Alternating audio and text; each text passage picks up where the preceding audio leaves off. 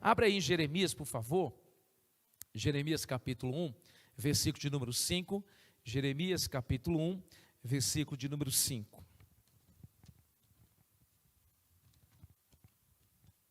Jeremias capítulo 1, verso de número 5. Diz assim: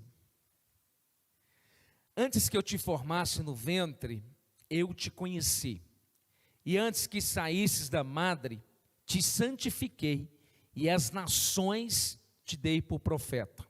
Então disse eu: ah, Senhor Jeová, eis que não sei falar, porque sou uma criança. Mas o Senhor me disse: não digas, eu sou uma criança, porque onde quer que eu te enviar, irás, e tudo quanto te mandar, dirás. Amém? Pode se assentar, em nome de Jesus.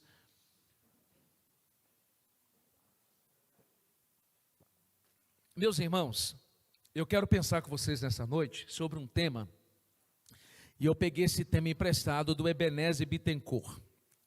Ebenezer Bittencourt é um pastor que eu conheci, e eu quero pensar com vocês a partir dessa reflexão que eu vi dele, que eu li, aliás. Qual é o poder que nos move? Qual é o poder que nos move? Queria que nós pensássemos sobre isso. O profeta Jeremias, como nós sabemos, ainda no capítulo de número 1, ele era de uma família sacerdotal. Está logo aí no 1. Ele pertencia a uma família de sacerdotes. O profeta, ele conhecia muito bem esse ambiente do tabernáculo ou do templo. Obviamente, templo, né, já está lá na frente. E o profeta, ele desfrutava do conforto da vida de um sacerdote, como filho de um sacerdote. Ele estava muito bem familiarizado com a questão dos sacrifícios, dos ofícios sacerdotais. E quando Deus vocaciona Jeremias, curiosamente, Deus não o chama para o ofício sacerdotal, mas Deus o chama para o ofício de profeta. O ofício de profeta. Eu não sei se você prestou atenção nessa questão aí, que ele era sacerdote e Deus queria que ele exercesse um ministério profético. Bom, nós percebemos que quando Deus chamou o profeta tentou se esquivar desse chamado. Ele parece que não estava muito animado a seguir essa vocação. O profeta não tinha tanto conforto. O profeta não era bem visto, não era bem quisto, tanto quanto um sacerdote. Nós já ensinamos para vocês aqui em uma oportunidade que o profeta era o sujeito da última hora. O profeta, ele só entrava em cena quando as pessoas não ouviam o sacerdote e não ouviam o rei. Então, uma vez que o profeta entra em cena, é porque a situação estava um pouco já delicada. Então, o profeta era alguém que reorientava, ou ele vinha com a voz de Deus para alinhar o povo ao querer de Deus, à vontade de Deus, aos princípios de Deus. Isso não é novidade para vocês. E Jeremias, ele vai se esquivar desse chamado, ele vai se esquivar dessa profissão, porque além de não ser bem aceito e ser menosprezado, com certeza Jeremias precisava tratar com a sua própria família, porque era a sua família sacerdotal. Então nós percebemos que Jeremias aqui, ele vai dar desculpas, ele vai criar subterfúgios, para não acatar e não aceitar a vontade do Senhor. E é impressionante, né, irmãos? Vez ou outra nós percebemos na Bíblia pessoas com este tipo de comportamento. Lembra lá do Êxodo capítulo 3, Moisés? Moisés dá muitas desculpas para Deus. Tá, e o que leva Jeremias a não aceitar de primeira? O que faz Jeremias se esquivar disso? Jeremias, nesse momento, quando ele olha para o cenário que eu aguardava, ele está movido por alguns sentimentos, e eu vou pontuar somente alguns: medo, pessoas, o próprio desafio, o desconhecido. Ele ia agora estar em um cenário onde ele não estava habituado a estar. O poder que estava movendo Jeremias agora era o medo. O poder que estava movendo Jeremias a dar uma resposta para Deus é o medo do desconhecido, daquilo pelo qual ele teria que tratar. Esses sentimentos, dentre outros, que você pode depois na sua casa perceber, algumas ações na vida do profeta, era que movia o profeta, e a partir desses poderes atuando na vida do profeta e sentimentos, Jeremias dá uma negativa para Deus. Nesse exato momento que nós estamos aqui, irmãos, nós estamos sendo movidos por algum poder, sem percebermos, conscientemente ou não. As atitudes que nós tomamos essa semana, as escolhas que fizemos hoje, foi fundamentado, baseado no poder que nos move. E ainda que você não admita isso, em um dado momento, você e eu, nós permitimos ser conduzidos por um poder que não é o poder de Deus. E às vezes nós somos tomados e envolvidos, e nós não percebemos que algumas escolhas, algumas decisões que nós fizemos a partir daquilo que está por trás das nossas ações. Nós sabemos muito bem, há pessoas que são movidas por dinheiro, há pessoas que são movidas por poder, há pessoas que são movidas por ódio, há pessoas que são movidas por raiva, há pessoas que são movidas por sentimento de vingança, há pessoas que são movidas pela fé, há pessoas que são movidas pela gratidão, há pessoas que são movidos pela adoração, e há pessoas que são movidos por Deus. Todos nós aqui nesse auditório, e as pessoas que me ouvem na sua casa, você nesse exato momento está sendo movido por algum poder. E eu quero levar você a 5 segundos de reflexão, com toda sinceridade. O que tem te movido? O que tem te movido? O que você está fazendo? Você está fazendo, qual poder está te conduzindo? Isso é extremamente importante pensarmos sobre isso. E por que é extremamente que nós precisamos pensar sobre isso, refletir sobre isso e darmos uma resposta? Darmos uma resposta. Qual o poder que me move? Por que eu estou me envolvendo onde estou me envolvendo? Por que eu estou tomando determinadas decisões? Qual é o fundamento? Qual é a base? Irmão, Jeremias, ele estava tão tomado por um sentimento de medo, de insegurança, de incerteza. Percebe a palavra do profeta? Senhor, eu sou uma criança. Deus não está falando com um menino aqui. Jeremias não era um menino, literalmente. Quando ele usa a expressão criança, a ideia que ele quer trazer para Deus é de insegurança, é de incapacidade, é de medo. E nós precisamos, irmãos, nos atentar para isso, porque se Deus não estiver nos movendo, se não é o poder de Deus que está fazendo com que nós tomemos algumas decisões, nos envolvemos em algumas situações, nós vamos desprezar o próprio Deus. Perceba, quem está falando com o profeta é Deus. Aqui não é um profeta falando com o profeta, é o Deus dos profetas vocacionando um profeta. Jeremias, ele está tão tomado de insegurança, de medo, de incerteza, e eu não estou aqui para julgar Jeremias, a ideia não é essa, que ele ouve a voz de Deus, mas quando ele ouve a voz de Deus, ele não consegue fazer com que a voz de Deus direcione as suas ações, as suas atitudes e as suas escolhas. Eu vou explicar aqui de forma bem prática. É quando você tem que tomar uma decisão, você tem que fazer uma coisa, você sabe muito bem o que deve ser feito, o que Deus está lhe orientando, mas naquele exato momento, porque você está sendo movido por algum poder que não é de Deus, você deleta, ou você ignora os princípios de Deus, e você trilha o caminho da sobrevivência. Todos nós, talvez aqui nesse auditório, em um dado momento fizemos isso.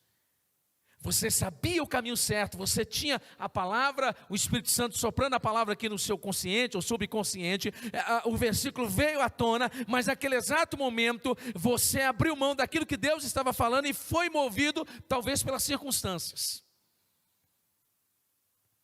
E por que isso é extremamente sério pensarmos sobre isso, irmãos?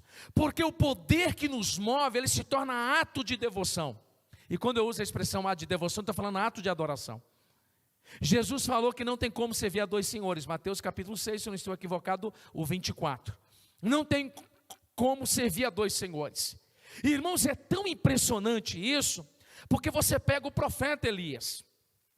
Acontece um avivamento extraordinário em 1 Reis capítulo 18, vocês estão lembrados? Fogo desce do céu, 3 anos e meio não chovia. O homem de Deus faz um altar e ele põe os profetas de Baal, 850 sujeitos, e eles clamam de 9 da manhã, se eu não estou equivocado, às 15 horas, o dia inteiro naquele ambiente. Às 15 horas em ponto, o profeta entra em cena. E ele vai clamar a Deus, e fogo desce do céu, e vem chuva, e um milagre acontece. Só que chega no final do capítulo 18, Jezabel faz uma ameaça ao profeta. E no capítulo de número 19, o profeta, em função daquela ameaça, ele foge. E ainda no capítulo 19, diz que ele deixa o seu moço perto de Berseba e entra esse deserto afora. Os estudiosos dizem que ele caminhou 400 quilômetros aproximadamente, fugindo. Qual o poder que estava atuando na vida do Elias? O medo. Ele não leva em consideração o que Deus fizera. E eu quero aqui ser um pouco ousado no texto. Eu acredito que isso aconteceu na sexta-feira, às 15 horas, às 17 já estava todo mundo aniquilado, às 18 Jezabel mandou a mensagem, às 5 da manhã do outro dia Elias saiu. Percebe como isso é muito sério? Porque, irmãos, eu posso estar muito bem aqui, eu posso chorar, eu posso louvar, eu posso sentir a presença de Deus, e é extraordinário isso. E eu saí daquela porta para fora, e tantas coisas me esperam na segunda-feira, e tudo que eu recebi aqui, toda a manifestação da glória de Deus, não fará nenhum efeito na minha vida. Elias, esse homem do fogo, esse homem que vivia na transcendentalidade. Tanto é, que quando ele encontra com Obadias, capítulo 18, ele diz assim: "Ô Senhor, mas eu vou falar com Acabe, que você está aí, vai que eu volto, que o Espírito Santo te leva para outro lugar." Lá em 2 Reis, capítulo 2, quando Elias é arrebatado, o pessoal fala com Eliseu assim: "Deixa-nos procurar, quem sabe o Espírito Santo levou ele em determinado lugar." Então nós precisamos entender, amados irmãos, qual poder está nos movendo. A quem nós estamos nos submetendo, em quem nós estamos fundamentados, porque o poder que nos move, repito, ele se torna ato de devoção, consciente ou inconscientemente, porque você se submete a ele. Mas eu tenho um bom exemplo, não se preocupe. Atos capítulo 12, a Bíblia diz que Herodes, querendo fazer a praça com os judeus, manda prender Tiago, irmão de João, e Pedro. E a Bíblia diz que para agradar e refazer a amizade, ele passa Tiago ao fio da espada. É o primeiro apóstolo a morrer como mártir. O primeiro mártir é um diácono, Estevão, né? Os diáconos sempre vão na frente, né, irmãos? Abrindo caminho. E aí, a Bíblia diz que Pedro ia ao fio da espada. E a palavra do Senhor nos diz que eles se reuniram na casa da irmã Maria, mãe de João Marcos. Quem é João Marcos? Aquele que escreveu o Evangelho de Marcos. E eles faziam orações incessantes, constantes, perseverantes para Pedro. Relógio de oração, torre de oração, e ora, e ora, e ora, e ora. E passam-se 6 dias, Pedro está preso, guardado para os soldados, está lá no capítulo de número 12. E o anjo chega em um dado momento, como Pedro está? Desesperado, angustiado. Anjo, pelo amor de Deus, hein? Tem 6 dias que eu estou aqui. Está doido, mas demorou demais. Achei que você não ia vir mais. Igreja, vocês não fizeram. Irmãos, a Bíblia diz que Pedro estava dormindo, descansando. Essa atitude de Pedro fala de alguém que é movido por Deus, que esse poder é tão extraordinário, ele é tão grande nas nossas vidas, que quando nós permitimos ser movidos por Deus, nós temos a capacidade em Deus de descansar, mesmo diante da morte, mesmo diante das ameaças, mesmo diante das dificuldades, porque Pedro estava sendo movido pela dependência de Deus. O que estava impregnado no coração de Pedro? Não era o temor de Herodes, não era o temor da espada, não era o temor dos soldados. O temor que estava no coração de Pedro era um temor a Deus. E o temor aqui não é aspecto de medo, mas é da consciência que a vida dele estava nas mãos do Senhor. Irmãos, se Deus não é o poder que nos move, nós vamos desesperar com qualquer coisa. Nós vamos recuar, nós vamos retroceder diante de qualquer situação. E nós aprendemos aqui a diferença entre Elias e a diferença entre Pedro, que um poder que está atuando na vida do profeta é o medo, é o desespero, é a angústia. O poder que está atuando na vida do apóstolo é dependência de Deus, é esperar em Deus, é fé. É fé. E é interessante, porque nós precisamos atentar o que Deus está falando para Jeremias. Presta atenção nessa leitura, capítulo 1, verso 5. Antes que eu te formasse no ventre, eu te conheci. Antes que eu te formasse no ventre, eu te conheci. O propósito de Deus para Jeremias não havia sido definido durante o período da gestação de sua mãe. Foi antes. Entende isso? O propósito de Deus na vida de Jeremias não foi definido no período de gestação da sua mãe, mas foi antes mesmo que Jeremias existisse. Deus esquadrinha, olha que coisa extraordinária, eu li isso numa Bíblia que eu tenho lá em casa.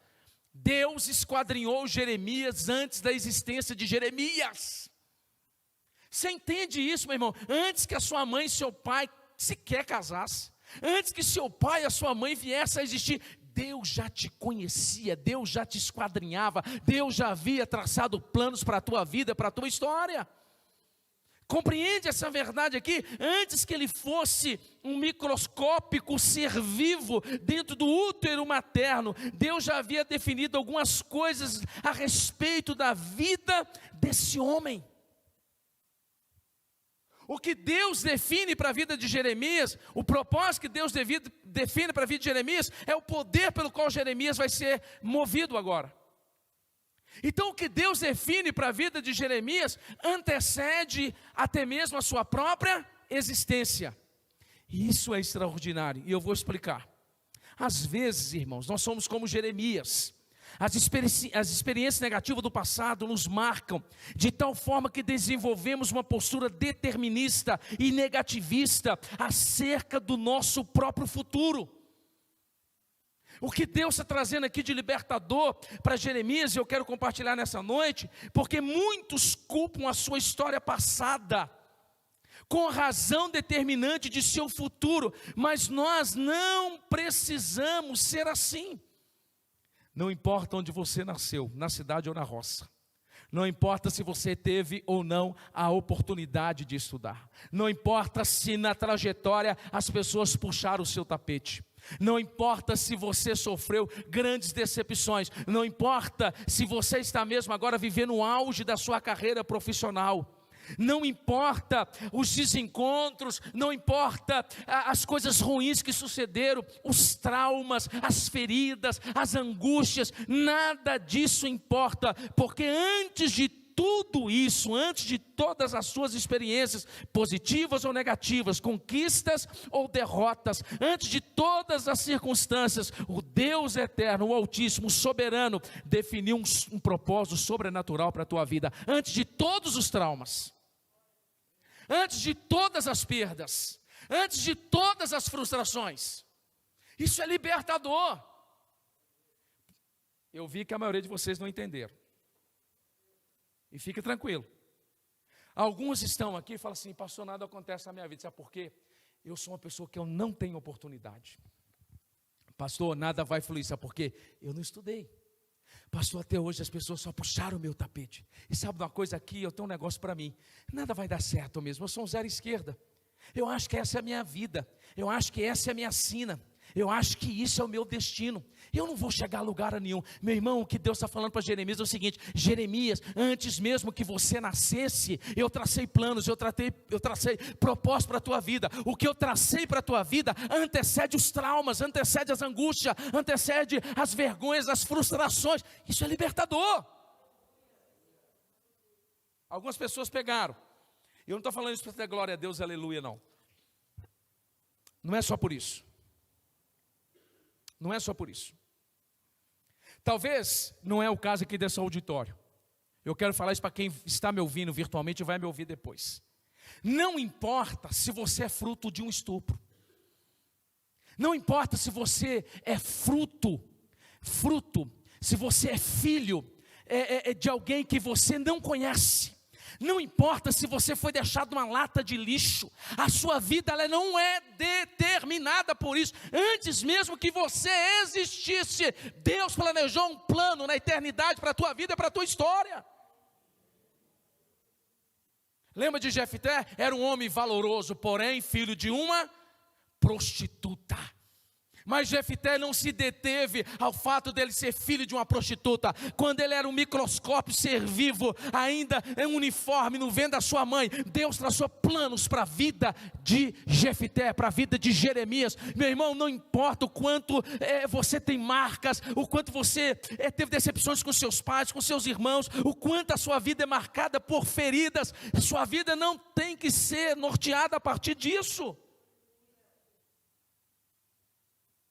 Vocês estão realmente me entendendo, amém? Isso é ou não é extraordinário? Isso é libertador.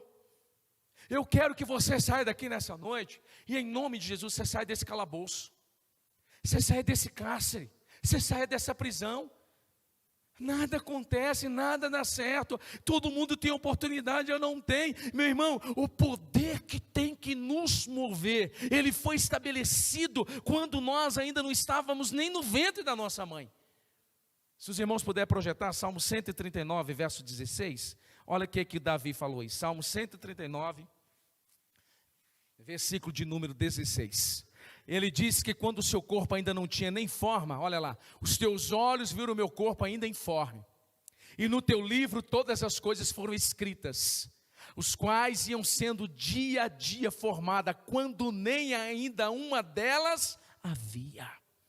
O que Deus tem para a tua vida é maior do que os seus traumas, é maior do que as suas decepções, é maior do que as suas feridas, é maior do que as suas angústias. O que Deus tem para a tua vida antecede todas essas coisas. Você não é um fracassado, você não é um zero esquerda, você não é alguém que não vai chegar a lugar nenhum. Os propósitos de Deus para você antecede a sua própria existência. Quantas pessoas nós encontramos aí, né, irmãos, que são presas a esse tipo de sentimento? Irmãos, e por que isso é libertador? Primeiro, isso é libertador porque isso não nos mantém mais reféns de palavras que foram liberadas sobre nós. Isso é libertador porque isso não nos mantém reféns dos nossos sentimentos. Refém dos nossos sentimentos. Quantas pessoas são doentes emocionalmente? Quantas pessoas não conseguem? Você imagina, irmão, se José não tivesse um filho, colocado o nome dele Manassés, o Senhor me fez esquecer o passado. José entendia o que eu estou pregando aqui nessa noite, e quando está lá em Gênesis 45:5, ele diz assim: gente, vocês tramaram mal contra mim, eu entendo, mas não se preocupe, Deus me mandou à frente de vocês, para preservar vocês em vida. Em vida, isso é libertador, porque, irmãos, as tragédias não irão determinar o nosso futuro. Não, eu preguei aqui na quinta-feira que o Deus que nós servimos, o Deus da Bíblia, ele trabalha nas circunstâncias ao nosso favor. E o exemplo de uma família que eu usei na quinta-feira, eu quero usar novamente nessa noite, que está no livro de Ruth. Noemi, Bilion, Quilion e Elimeleque. Ele sai de Belém, Casa do Pão, anda 80 quilômetros aproximadamente até Ponte Nova, para não morrerem de fome. A Bíblia diz que eles ficam ali 10 anos. A Bíblia diz que Elimeleque é o primeiro a morrer. Depois morre Milion e Quilion. Noemi estava já idosa. Nós estamos a mais de 2.000 anos de distância dela, mais de 3.000 anos. Vocês sabem muito bem como que era difícil o cenário no Oriente Médio para as mulheres naquela época. Ela estava sentenciada à tragédia, à morte, a mendigar, a não ter mais nenhuma perspectiva de vida. A Ruth, que nem conhecia o Deus vivo, se une a essa mulher, e aquela família que parecia que aguardava lá na frente era a própria tragédia, a carranca da morte. Nós percebemos que Deus muda a história daquela família, porque havia um propósito estabelecido na vida de Ruth, na vida de Noemi, antes mesmo da morte de Milion, de Quilion, antes mesmo dela sair de Belém e de ir para Moabe, antes mesmo de voltar. Então, irmãos, isso é libertador, porque as tragédias, elas não vão determinar o rumo da minha vida, da minha história, muito menos da sua. Isso é libertador, porque o que é irreversível pode se tornar possível. Talvez alguém me ouve nessa noite, não sei, nesse auditório ou não, e você é estéril. Ou homem ou mulher tem alguma dificuldade nesse sentido. E o seu sonho é ter filho. E aí você tem duas opções. Ou você busca Deus para que Deus mude esse quadro, ou você se rende a isso que humanamente é irreversível. Ana, em 1 Samuel, capítulo de número 1, ela busca a Deus. Eu não sei se é oficial, mas os historiadores dizem que ela orou 25 anos. 25 anos orando. Ela ficou 25 anos gerando no joelho aqueles meninos. E quando eu uso a expressão menino, porque não teve só Samuel não, gente, teve uma galera lá. Tanto é que quando ela faz o hino de louvor em 1 Samuel, capítulo número 2, ela fala que mais agora são os filhos da estéril, daquela que tinha muitos filhos. Ana, que o próprio texto diz em 1 Samuel que Deus cerrou o seu ventre, Deus fez com que ela não tivesse filho. A Bíblia diz que aquela mulher orou, aquela mulher gerou no joelho, aquela mulher, ela derramou a sua alma diante do Senhor, e aquilo que era irreversível se tornou possível. Porque o que movia aquela mulher antecedia a sua própria existência. Isso é extraordinário. Amados, para mim concluir nessa noite, como isso aplica a nós hoje? Isso é uma verdade para a minha vida, isso é uma verdade para a tua vida? Eu posso trazer isso como verdade, como que eu vou viver isso na íntegra? Eu quero convidar você lá em Pedro, 1 Pedro, capítulo 1, verso 18, 1 de Pedro, capítulo 1, verso de número 18, e depois nós vamos lá em Apocalipse, capítulo de número 13, verso 8, diz assim: sabendo que não foi com coisas corruptíveis como a prata e o ouro que fosse resgatada a vossa vã maneira de viver, que por tradições recebeste dos vossos pais, mas pelo precioso sangue de Cristo, como de um cordeiro imaculado e contaminado, o qual na verdade em outro tempo foi conhecido antes da fundação do mundo, mas manifesto nesses últimos tempos por amor de vós. Apocalipse capítulo 13, versículo de número 8, está escrito assim: e adoraram-no todos os que habitam sobre a terra, esses cujos nomes não estão escritos no livro da vida do Cordeiro, que foi morto desde a fundação do mundo. A Bíblia diz que Cristo Jesus morreu, tanto em 1 Pedro 1,21, quanto em Apocalipse 13,8, antes da fundação do mundo. Deus não é primeiro criador para depois ser redentor. Deus primeiro, Ele atua na obra da redenção, para depois atuar na obra da criação. Isso é importante nós sabermos. O Cristo que morreu antes da fundação do mundo, ou seja, antes do plano da redenção, Ele precede a criação do universo. Nosso resgate não foi uma decisão de última hora. Deus não é, irmãos, uma entidade, um ser abstrato, indefinido, mas aquele que atua com poder na história. Na história. O Senhor, aquele que ressuscitou Cristo dentre os mortos e lhe deu glória, Ele convida-nos a confiarmos inteiramente em Cristo Jesus, na pessoa de Deus. A fé em Deus veio por meio de Cristo. A obra vitoriosa de Cristo nos dá a confiança para colocarmos a nossa fé, a nossa segurança e a nossa confiança em Deus. Por sua morte, Cristo fez duas coisas. Primeiro, nos emancipou do pecado. Nós não somos mais escravos do pecado. Nós não somos obrigados a pecar. A tirania do pecado não tem mais poder sobre as nossas vidas. Conhecereis a verdade vos... Se pois o Filho vos libertar, verdadeiramente sereis... Ele nos tirou do império das trevas, nos transportou para o reino da luz. Ele pegou a cédula de dívida que era contrária a nós e a cravou no Calvário. Ele se fez maldição em nosso lugar. Quando Ele morre antes da fundação do mundo, Ele nos emancipa do pecado. Então o pecado não tem mais a última palavra. A fornicação não tem a última palavra, a mentira não tem a última palavra, os vícios não tem a última palavra, o adultério não tem a última palavra, o ódio não tem a última palavra. O pecado não tem poder sobre nós. Ele não apenas nos emancipa do pecado, Ele nos emancipa da morte. Porque quem tem o Filho tem a vida, 1 João 5,12. Porque quem recebe o Filho tem o poder de se tornar o Filho de Deus. Todos quantos receberam, João capítulo 1, verso 12. Porque todo aquele que nele crê, passou da morte para vida. Ele não apenas nos emancipou do pecado, Ele também nos emancipou da morte, de modo que a morte não tem mais a última. Irmãos, deixa o Raoni, presta atenção aqui, por favor. A última palavra. A morte não tem a última palavra. Meu irmão, eu acredito que se preciso for Deus ainda, Ele desce na terra e Ele ressuscita aquele que Ele quer ressuscitar. Ele tem poder para ressuscitar os mortos. Ele ainda tem poder, Ele é soberano para dizer: Lázaro, saia para fora.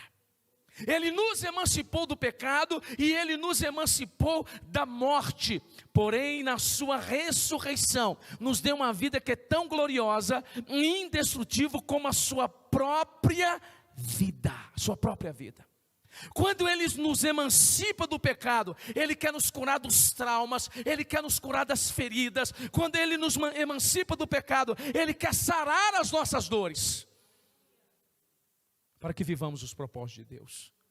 Quando Ele se fez maldição em nosso lugar, o propósito dEle não é mais que vivamos debaixo, irmãos,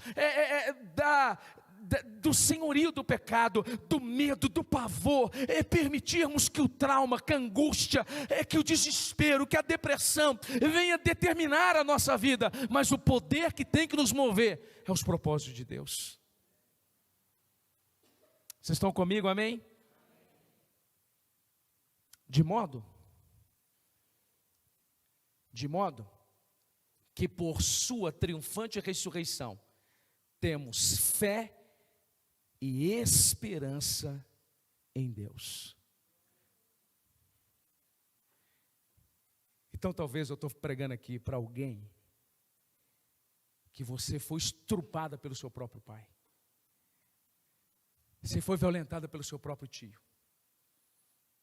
Você sequer tem coragem de se relacionar com algum homem.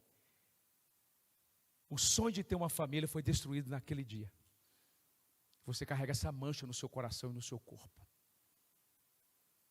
De modo que você não dorme, você não tem paz, você não tem alegria. Mas Jesus te emancipa do pecado nessa noite. Ele não apenas nos perdoa, 1 João capítulo 1, verso 9, Ele limpa-nos de toda a mancha. Deus fez você, irmã, para ser feliz, para ser esposa, para ser mãe, para ter um lar abençoado, para ter um homem de Deus do seu lado. De igual modo vai para os homens isso aí. Nós não temos ideia, nós não temos noção de quantas crianças são abusadas no contexto da família. Nós não temos ideia. É assustador. Assustador. Quantas pessoas estão destruídas emocionalmente? Quantas pessoas não têm sonho? Quantas pessoas têm medo de casar? Quantas pessoas têm pavor?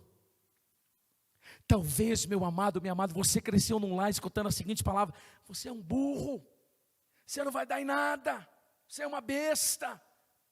E você no inconsciente, todas as vezes que você tenta fazer uma prova, é fazer um Enem, é prestar um concurso, é pleitear, e tem que passar por um exame, uma empresa para você ter tal cargo, no subconsciente você senta à mesa, e aquela voz do passado ecoa na sua mente: você é um burro, você é um besta, você não vai dar nada. Meu amado, Jesus morreu, ressuscitou o terceiro dia, para tirar você desse calabouço. De modo que era para você estar bem longe, e você não está, porque o poder que te move não é o poder da ressurreição. Eu quero concluir nessa noite com uma aplicação bem prática. Pastor, como que eu me aproprio disso? Em nome de Jesus, preste atenção nesses 3 pontos. Eu vou falar o que eu falei primeiramente. A sua vida, aquilo que Deus estabeleceu para você, antecede todas as experiências ruins. E se chama fé. Eu creio. Eu tenho marcas. Eu tenho cicatrizes no meu coração e no meu corpo. Mas eu creio que antes dessa cicatriz no meu corpo e no meu coração, Deus estabeleceu algo para mim na eternidade. Essa é a primeira coisa. Viva a partir disso. Viva a partir disso. A segunda coisa que eu queria que você atentasse aqui nessa noite: Cristo nos recolocou no nosso lugar. Vós estava morto em vossos delitos, pecados, vós andava segundo o curso desse mundo, segundo o principado da potestade do ar, que opera nos filhos da desobediência. Efésios capítulo 1, verso 2 e 3. Mas Deus, que é riquíssimo em misericórdia, vos deu vida em Cristo, estando vós ainda mortos. Capítulo 2, verso 6 de Efésios. E vos fez assentar em Cristo Jesus nas regiões. Meus irmãos, Ele não só nos tirou da sepultura espiritual, mas Ele nos tirou da sepultura espiritual e nos fez assentar em Cristo. Em Cristo Jesus. Nós estávamos mortos sem esperança, governados pelos nossos desejos, concupiscências, o próprio inferno nos movia, nos dominava, mas Ele nos tirou da sepultura e nos fez assentar em Cristo. Você foi recolocado no plano original de Deus, na redenção de Cristo Jesus. Então, em nome de Jesus, receba isso pela fé, se apropria em Cristo. Não é aqui, irmãos, uma mensagem de autoajuda, que eu não sou disso. Isso aqui não é uma questão de psicologia, psicanálise, de técnicas de palco, de púlpito. Isso é Bíblia, isso é teologia, isso é fé. Entenda o último ponto que nós vamos orar. Eu vim para que vocês tenham vida, e tenham vida plena. Eu quero te encorajar a você tirar todos os seus sonhos da gaveta ainda nessa noite de domingo. Eu quero te encorajar, porque eu estou pregando para pessoas aqui que nem escrever você escreveu. Você chegar na sua casa e você escrever todos os seus sonhos. A você traçar aquilo que você sonhou na presença de Deus e submeter isso a Deus, para que Deus estabeleça nele aquilo, nos seus sonhos, aquilo que Ele estabeleceu quando você ainda era apenas uma massa no ventre da sua mãe. Você não é o que as pessoas dizem que você é. Você não é resultado dos traumas, das feridas, das experiências amargas e ruins que você passou. Você não precisa se render ao medo, ao pavor e ao desespero. O poder que precisa mover você, ele antecede a sua existência, é o propósito de Deus. A última coisa, você precisa obedecer. Em um dado momento, o pessoal chegou para Jesus e falou assim: Jesus, nós temos uma comida. Jesus falou assim: uma comida eu tenho. O Jesus falou: mas peraí, ele já comeu? Quem trouxe aí um sanduíche para ele? Não, mas nós fomos lá buscar comida. E vocês não sabem qual é essa comida. É fazer a vontade do Pai. O que Deus tem para você, irmãos, é mais importante do que as coisas legítimas, do que coisas necessárias, do que coisas importantes. Jesus, ele colocou o propósito que Deus tinha estabelecido para ele acima das suas próprias necessidades legítimas. Ele não permitiu nem que aquilo que era legítimo viesse interromper aquilo que Deus tem para a vida dele. A única maneira de vivermos o que Deus estabeleceu para nós, antes mesmo da nossa existência, ela acontece no campo da fé e da obediência. Obediência. Por isso, em nome de Jesus, viva a partir dessa realidade. Ainda antes que eu te formasse no ventre da tua mãe, eu te dei as nações por profeta, eu te conheci. É isso que passou, é esse poder que passou a mover Jeremias. Quem aqui já leu o livro do profeta Jeremias todo, sabe que Jeremias precisava dessa revelação. Ele sofreu muito, irmão. Jeremias sofreu muito. Ele é conhecido como profeta chorão. Qual é o poder que está movendo a sua vida? O poder que move a sua vida se torna ato de devoção. E se não for Deus, Deus pode estar do seu lado, mas você vai ignorar Deus como Elias e tantos outros fizeram, e como nós temos feito, apesar de Deus ser quem Ele é. Mas Cristo Jesus morreu antes da fundação do mundo. Ele ressuscitou o terceiro dia. Nós podemos viver os propósitos originais que Deus tem para nós. Vamos colocar de pé, nós vamos orar. Em nome do Senhor Jesus. Vamos orar nessa hora. Eu quero convidar o Ministério de Louvor aqui, se possível. Nós terminamos com cântico. Eu queria que nessa hora você fechasse os seus olhos. Eu queria que você orasse e você colocasse diante de Deus algumas situações. E eu queria que nós cantássemos aquele cântico voltando à essência. Quais são os traumas? Quais são os fantasmas na tua vida? Quais são os pesadelos que tiram o seu sono, a sua paz? Eu queria que você colocasse isso tudo diante de Deus nessa noite. Eu queria propor que nessa noite você falasse: Senhor, me perdoa pelas vezes que eu permiti que esses sentimentos e as coisas que me aconteceram determinassem a minha vida. E eu queria que você fizesse uma entrega total nessa noite. Senhor, eu quero ser movido pelo propósito do Senhor. Eu quero ser movido por esse poder que antecede a minha própria existência. O que o Senhor tem para mim é maior do que os meus traumas, é maior do que as minhas feridas, é maior do que as minhas perdas, é maior do que as minhas decepções. E a minha vida está parada, porque eu acreditei que os traumas é maior, que as feridas são maiores, que as perdas são maiores, mas maior é o teu propósito. Canta lá bassuri andalá marras. Enquanto o pessoal começa aqui, eu vou te dar esse tempo de oração. Eu já vou orar com você e impetrar a bênção em nome de Jesus. Feche seus olhos, não perca a oportunidade de fazer isso. Quando a música esmurece e o resto desaparece, simplesmente a ti me achego.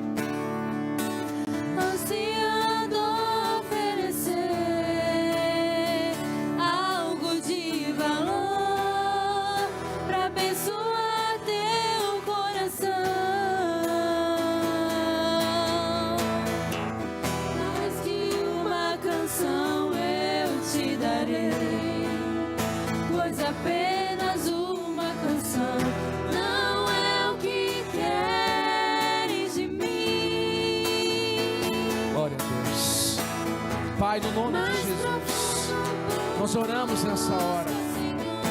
Senhor, venha trazendo-nos entendimento daquilo que nós pregamos nessa noite, Pai. Senhor, muitos que estão me ouvindo agora aqui nesse auditório, em suas casas, em qualquer lugar, Deus, estão marcadas, paralisadas, impotentes, por causa dos seus traumas, decepções, frustrações, feridas.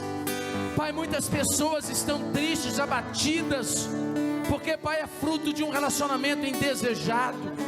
Senhor, muitas pessoas tomaram conhecimento que a sua mãe tentou por várias vezes o aborto, e essa pessoa se sente, ó Pai, sem valor. Pai querido, e muitas pessoas têm se rendido aos seus traumas, muitas pessoas têm se rendido ao seu medo, às suas frustrações, às suas quedas, e são esses poderes, Pai, que têm movido a vida dessas pessoas. Pai, mas a Tua palavra diz que o que o Senhor projetou para nós antecede os nossos traumas, antecede as nossas feridas, antecede as nossas frustrações. O que o Senhor propõe para nós antecede a nossa própria existência. Quando ainda Jeremias não estava nem no ventre da sua mãe, o Senhor estava estabelecendo um propósito de vida para aquele homem, Pai. Antes mesmo da nossa existência, há um plano pré-estabelecido na Tua soberania e graça. Ah, Senhor, liberta-nos nessa noite. Tira-nos dessa prisão, desse cárcere. Tira-nos, ó Pai, desse calabouço do medo, da angústia. Cura a nossa alma, cura as nossas emoções. Tira-nos para fora. A Tua palavra diz, ó Pai querido, que o Senhor não apenas nos tirou da sepultura espiritual, mas o Senhor nos fez assentar em Cristo Jesus nas regiões celestiais. O Senhor nos recolocou, ó Deus, no plano original do Senhor em Cristo, e tem trabalhado em nossas vidas. Senhor da glória, que nós possamos viver aquilo que o Senhor tem para nós, que seja o propósito, Senhor, o poder a nos mover sobre esta terra, em nossa família, em qualquer ambiente que estivermos, que sejamos movidos pelo propósito do Senhor. Ensina-nos a nos apropriarmos dessas verdades pela fé. Pai querido, ensina-nos a nos apropriarmos de tudo aquilo que Jesus conquistou na sua morte e ressurreição. Pai querido, ensina-nos a obedecermos às suas diretrizes. Senhor, que nós possamos viver como Jeremias viveu. Jeremias rompeu com medo, com insegurança, com incerteza, porque ele entendeu que o que o Senhor tinha para a vida dele antecedia a própria nação de Israel, antecedia aquele próprio cenário que ele estava, antecedia os próprios desafios. E nós queremos viver os propósitos do Senhor para as nossas vidas. Seja quebrado todo ciclo na nossa vida, todo determinismo, todo destino cego, implacável, Pai, todo sentimento, ó Deus, de pessimismo. Senhor, revela-nos quais são os propósitos eternos do Senhor, e ensina-nos a vivê-los para louvor e para a glória do Teu nome.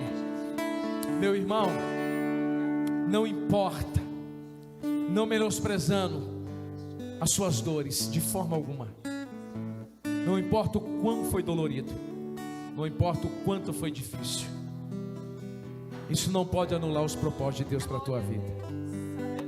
Apesar de tudo que você passou, o que Deus tem já antecedia todas as decepções. Retoma o seu lugar, retoma os planos de Deus para a tua vida e para a tua história.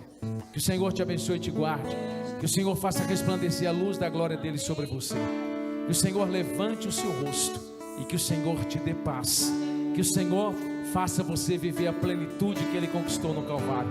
Deus te abençoe, em nome de Jesus.